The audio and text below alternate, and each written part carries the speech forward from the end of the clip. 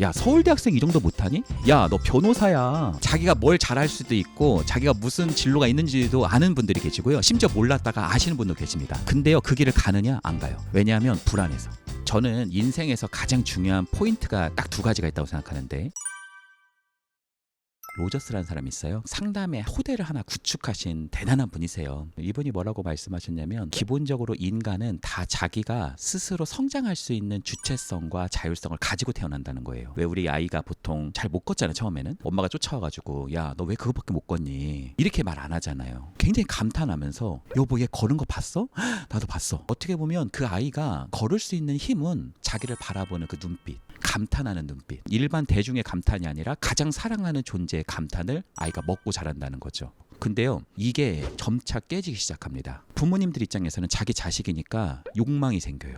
우리 아이가 가만 보니까 얘가 어학적인 재능이 좀 있는 것 같은데, 얘 운동을 좀 잘하는 것 같은데, 태권도 학원 보내고 수학학원 보내고. 아이는 그것을 해내긴 합니다. 정작 해내면은 또 그 다음 스텝이 있고, 너무 잘하면 또 선행학습이 있고, 이게 끝나지 않는 거예요. 그러다 보니까 아이는 벅차죠. 벅차면서도 계속 하게 되죠. 그런데 잘 못하죠. 제가 왜 이런 얘기를 하게 됐냐면, 저를 만나러 온 많은 내담자들 중에는 사회에서 굉장히 훌륭하신 분들도 많으셨어요. 뭐 전문직이라든지 공부로서는 탁월한 경제에 가신, 심지어 제가 만난 내담자들 중에는 교수님들 계십니다. 그분들조차도 자기가 정말 잘하는 게 맞나 하는 굉장히 회의에 차 있을 때가 많더라고요. 그리고 그런 기원들을 파고 내려가다 보면 어린 시절부터 그 기원이 있더라고요. 자기가 막 올림피아드 상 받고 막 엄청나게 여러 가지를 다 하고 있는데도 불구하고 뭔가 자기가 부족하다는 인식을 갖게 됐다라는 거예요. 부모의 목소리에서부터 출발을 해서 사회의 목소리, 문화의 목소리. 야, 과학고가 이 정도는 해야 되는 거야. 야, 서울대학생 이 정도 못하니? 야, 너 변호사야. 야, 너 어디 가서 박사 받았다고 하지 마. 이게 끝이 없는 거예요. 뭘 해도. 우리의 자존감과 자신감을 굉장히 떨어뜨립니다. 근데 사람이 원래 태어났을 때는요, 조건화된 칭찬을 받은 게 아니에요. 아까 걸음마를 하는 거는 대단한 일을 했기 때문에 칭찬을 받은 게 아니잖아요. 이거는 그냥 무조건적인 그 사람에 대한 칭찬을 한 겁니다. 근데 어느 순간부터 아이에게는 조건적 칭찬이 많이 따라붙게 됩니다. 정말 잘해야만 칭찬을 받는 거예요. 우리 구독자분들께서도 한번 생각해 보셔도 좋을 것 같아요. 여러분들도 어렸을 때 많이 울으셨던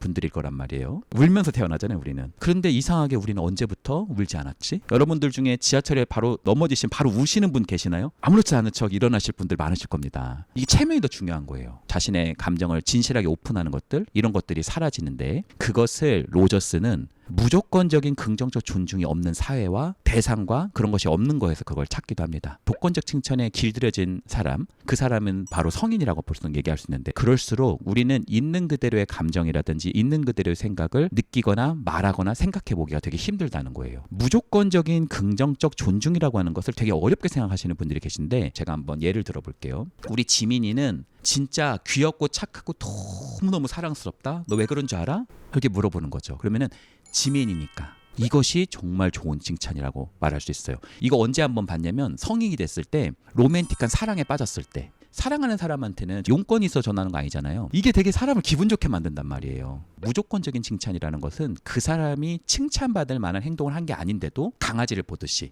고양이를 보듯이, 떠오르는 태양을 보듯이 그 사람을 위해서 활짝 비춰주는 그 태도입니다. 그러니까 사람은 그 불안을 흡수시켜주고 불안을 수용할 수 있는 대상이 있으면, 자신을 무조건적으로 긍정적으로 존중해주는 그 사람이 있으면 오히려 독립성이 증진된다고 말할 수 있습니다.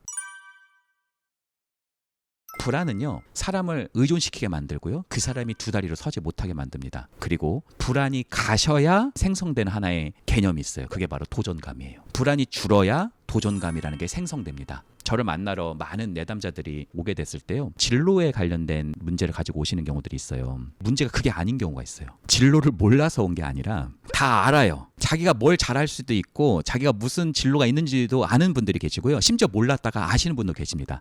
근데요, 그 길을 가느냐 안 가요. 왜냐하면 불안해서, 두려워서 안정된 자신의 어떤 현실을 변화하지 않으려고 하는 경우들이 많습니다. 소위 주축의 세력이 가장 천재가 아닌 경우들도 상당히 저는 많이 봅니다. 역사적으로도 많이 있고요. 그 측면을 가로짓는 부분이 뭐냐면, 보조자가 나는 그냥 보조자의 역할이 좋아서 그런 사람이 되는 경우도 있지만, 자기가 혼자 우뚝 서는 것이 너무 두려워서 다른 사람을 그냥 세워주는 서포터의 역할만 하는 것으로 자신의 삶을 그냥 넘어가는 경우들이 있습니다. 자기는 주축자가 되고 싶은데 그러지 못하는 거예요. 무서워가지고요. 저는 인생에서 가장 중요한 포인트가 딱 두 가지가 있다고 생각하는데, 그러니까 제가 걸음마라고 했었을 때 왼발과 오른발로 걷잖아요. 근데 처음에는 어설프게 걷는단 말이에요. 그러나 다시 일어나서 걷고 또 넘어지고 다시 걷고 이걸 반복한단 말이에요. 심지어 이제는 굉장히 걷는 걸 넘어서 뛰기도 하잖아요. 저는 인생의 이 두 다리, 두 가지 측면이 하나가 선택이고요, 다른 하나가 책임이라고 생각합니다. 그리고 이 선택과 책임을 이루려면요, 자기 안에 있는 주도성과 자율성이 있어야 돼요.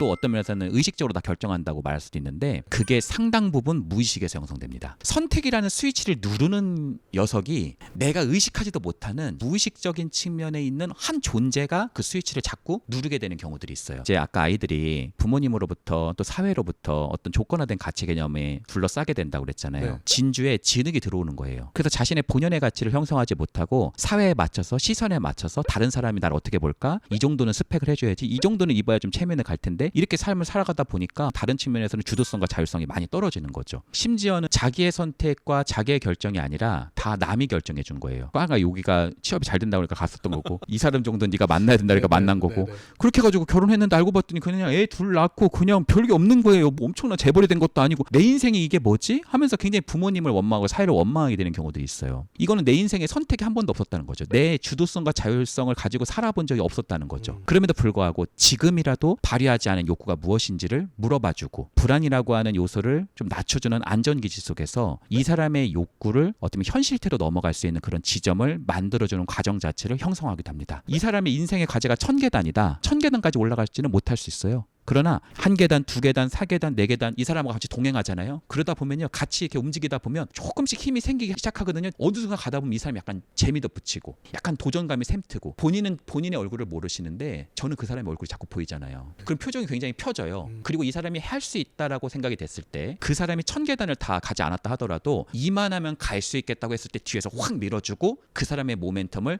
믿고 그 뒤에 있는 그 토대를 상담 안에서 넣기도 합니다. 그 모든 것을 형성할 수 있는 것은 그 사람 안에 있는 역량이다, 이렇게 볼 수 있겠죠. 사실 반두라가 자기 효능감이라고 하는 개념을 4가지를 얘기하면서 그 중에 하나를 언급한 게 있습니다. 바로 롤모델이에요. 성공한 사람들은 바로 앞에 있는 거인이 있다는 거예요. 이런 얘기를 하면, 아우 저는 스티븐 잡스가 제 롤모델인데 들어보니까 막 굉장히 소시오패스였다더라, 나르시스트였다더라, 나는 그런 사람이 되고 싶지 않다. 그렇게 표현하던데, 롤모델이 한 명일 필요가 있나요? 내가 중요하게 생각하고 있는 가치나 의미 부분에다가 배치하시면 됩니다. 찾다 보면 충분히 자기한테 매치가 될 수 있는 롤모델을 얼마든지 찾을 수 있단 말이에요. 물리적 거리가 그렇게 가깝지 않더라도 심리적 거리를 형성할 수 있단 말이에요. 그 심리적 거리를 형성할 수 있는 거인을 한 명이 아니라 여러 명 두는 겁니다. 예를 들어서 인간관계 잘하는 것 배울 때, 인간관계 진짜 잘하는 사람을 내 롤모델로 두는 겁니다. 투자 관련해서도 이 사람은 진짜 내가 배울 만하네, 이런 사람을 내 옆에 두는 겁니다. 그걸 하다 보면 반두라 같은 경우는 뭐라고 했냐면은 관찰학습이라는 표현을 썼어요. 이게 뭐냐면, 야 너 구몬 다 하면 카봇 보여줄게. 이게 정적 강화거든요. 예전에는 이걸로 사람이 변한다고 봤어요. 근데 한계가 있는 거예요. 카봇 보여준다고 그래도 부모님 안 계실 때 그냥 나 딴 거 보는 거예요. 그래서 아이가 무엇 때문에 변하는가라고 하는 것을 잘 관찰했을 때 관찰학습이라는 게 엄청나게 중요한 형성을 한다는 겁니다. 내 주위에 누가 있느냐에 따라서 내가 그 사람을 자꾸 따라하게 된다는 거죠. 어느 순간 그 사람의 행동을 계속 보다 보면 자기 안에 리텐션이라고 해서 보유가 됩니다. 그리고 자기도 모르게 그게 재생되기 시작을 해요. 내가 좋은 작가가 되고 싶다면 내 분야에서 대가를 이루신 분이 여러 분 계실 거예요. 글재주나 이런 게 가장 잘 맞는 사람이 있어요. 그 사람은 이걸 어떻게 썼지? 나름 이걸 어떻게 쓰지? 마치 그 사람에 내가 배우듯이 내가 그것을 학습함으로써 내 것으로 리텐션, 보유하는 겁니다. 그러다 보면 나도 모르게 어느 순간 그 자리에 가 있는 거예요. 저는 사람에게 가장 큰 힘을 줄 수 있는 존재가 인간이라는 생각이 들어요. 우리 삶에서 가장 큰 기회는 대부분 인간에게서 옵니다. 굉장히 좋은 기회가 되었던 거라면 잘 생각해 보면요, 대부분 그거는 인간에게서 왔었을 겁니다. 무엇을 얼마나 잘하느냐보다 더 중요한 게 있다. 그건 바로 내가 누구를 아느냐다. 심지어 그 사람하고 어떤 관계를 이루느냐다. 왜냐하면 이 세상의 모든 토대가 물리적 세계인 것 같지만 이 물리적 세계를 다 만든 생산자도 인간이고요, 소비자도 인간입니다. 주권을 인간이 가지고 있다는 거예요. 기회를 줄 수 있는 이도 인간에게서 나올 수 있다는 겁니다. 그래서 저는요, 우리가 물리적 세계에서 살고 있는 것이 아니라 인간관계의 바다에서 살고 있다라고 저는 생각을 합니다. 인간관계는 사실 좋은 휴양지이자 기회의 땅이자 엄청난 녹지이기도 하지만, 다른 측면에서 보자면 또 인간관계만큼 무서운 것이 없다라고 도 말씀드릴 수 있죠. 그래서 인간관계 바다에서 수영을 잘 하려면 인간관계에서도 연습이 필요하다라고 저는 생각하고 있습니다. 인간관계는 그냥 반응하는 것이 아니라 배워가지고 대처하는 거예요. 이렇게 같이 형성해 나가는 거거든요. 내가 외워가지고 할 수 있는 게 아니에요. 이 얘기하면 저 얘기하고 저 얘기하면 이 얘기하고 막 그런 게 아니란 말이에요. 실습도 중요하고 배우는 것도 되게 중요해요. 그런 토대 안에서 사람은 인간관계를 되게 잘할 수 있는 그런 지점이 저는 모두가 있다라고 생각합니다.